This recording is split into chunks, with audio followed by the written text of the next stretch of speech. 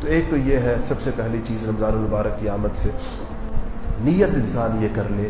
اور خواتین بھی اس بات کی نیت کر لیں کہ رمضان میں اپنے اوقات کی حفاظت کرنی ہے۔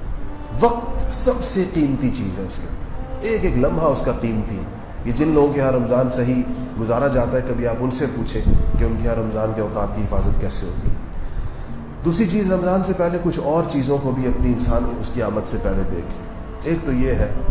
کہ جیسے ہی رمضان شروع ہو، اس کی جو ابتدا کی جائے وہ توبہ سے کی جائے، یا اس سے پہلے اگر میں کہہ لوں کہ رمضان کی ایک تو آمد کا ایک جوش و خروش،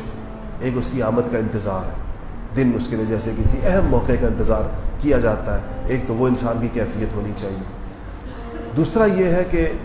چاند دیکھنے کا اہتمام کرنا چاہیے، خواتین کو بھی کرنا چاہیے، مردوں کو بھی کرنا چاہیے، گھروں کی چھتوں پہ چڑھ کے اور چاند کو دیکھنے کی کوشش کریں، یہ سنت ہے، ثواب ہے۔ جس کو نظر آ جائے تو بڑی اس کے اندر سعادت ہے، اس موقع کی جو دعا ہے اس دعا کو پڑھا جائے۔ پھر انسان اپنے اثر نو اللہ جل شانہ سے توبہ مانگے۔ اب چونکہ رمضان کا مطلب ہی یہ ہے، مغرب سے شروع ہوگا اور رات کو تراویح آئے گی انشاءاللہ، تو مغرب اور عشاء کے درمیان صلاۃ الحاجت پڑھے، صلاۃ التوبہ پڑھے، اللہ تعالیٰ سے مانگے اللہ اتنا مبارک مہینہ شروع ہوا ہے، صلاۃ الحاجت اس بات کی پڑھے کہ یا اللہ مجھے اس مہینے کو صحیح معنوں کے اندر وصول کرنے کی توفیق نصیب فرما دے، کہ اس کا لمحہ لمحہ مجھے مل جائے اور میرا شمار ان خوش نصیبوں کے اندر ہو جن کو جہنم کی آگ سے خلاصی کے پروانے ملتے ہیں اس مہینے کے اندر۔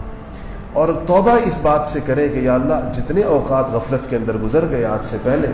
میں ان سب پہ توبہ کرتا ہوں، توبہ کرتی ہوں، اور اب اس مہینے کو صحیح معنوں کے اندر گزارنے کا عزم کرتا ہوں۔